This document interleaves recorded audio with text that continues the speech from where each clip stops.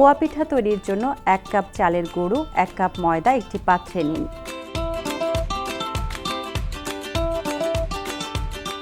1 কাপের 4 ভাগের 1 ভাগ কোরানো নারকেল ঢেলে দিন।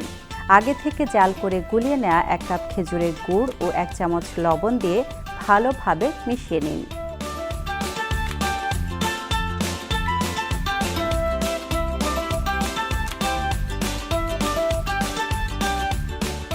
কুসুম গরম পানি অল্প অল্প করে দিয়ে ভালোভাবে গোলা তৈরি করে নিন।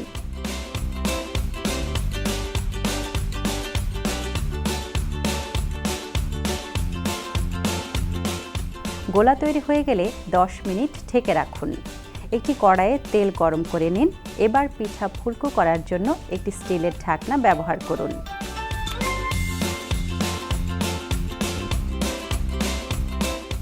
এবং গোলা ঢাকনার উপরে ঢেলে দিন এবং ঢাকনা সহ তেলের ভিতর ডুবিয়ে দিন।